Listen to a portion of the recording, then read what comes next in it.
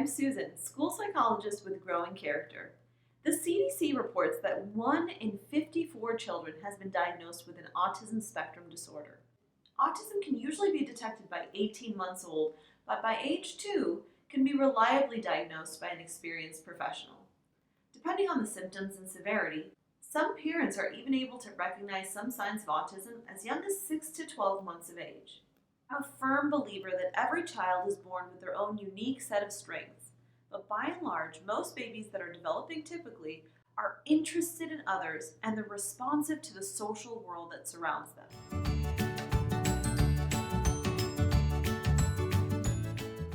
Here are 7 early signs of autism that can be spotted within the first year of life. Newborns may show a reflexive smile, grinning for no apparent reason, but starting at around 2 to 4 months of age, babies develop a social smile. Their parent smiles at them and they smile back. Children on the autism spectrum may smile when they're happy, but they don't necessarily look up at the parent and smile in response to their smiles. From a very early age, babies are motivated to look at other faces over any other object.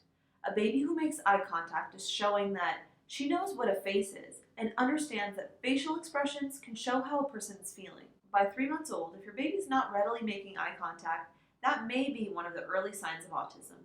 At around 6 months of age, most babies will turn and look when their name is called. Allie! Babies are cued into their parents' voices, and by the end of the first year of life, they respond to simple requests like, "Come here," "Wave bye-bye," "Clap your hands." Children on the autism spectrum do not consistently turn and look when their name is called. Dexter! Dexter! Most babies are soothed by their parents' touch, and they calm down when they're held. Babies with autism may not necessarily prefer to be held and may actually calm down when you put them down. This is because many children on the spectrum have sensory challenges. Some parents report that their babies with autism were extremely fussy, and others report that their babies would just lay there and not really demand much attention. Every baby's different. Starting at around 4 months old and continuing rapidly through the first year of life, babies begin to imitate the world around them. They imitate sounds, smiles, and facial expressions and gestures. The primary means of learning is through watching others and copying what they do. Babies with autism do not readily watch others or imitate their sounds or actions. By and large, most babies are interested in social interaction with others. They use their smiles, their eye contact, their babbles, and even their toys to get an adult's attention in order to interact with them.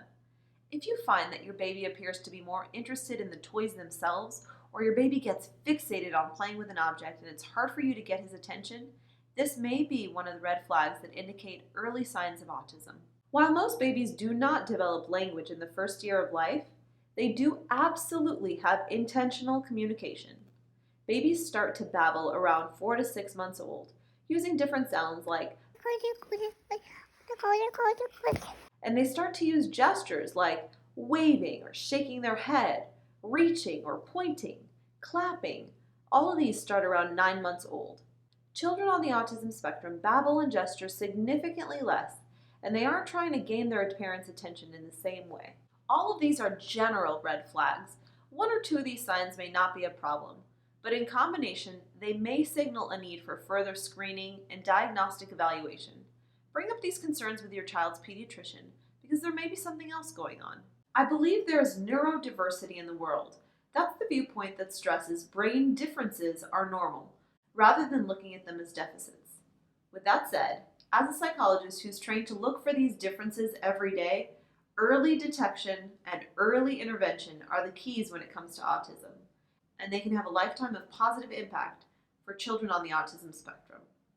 I hope you've benefited from all the information in this video. Don't forget to check out all my videos on mindful parenting. See you next time!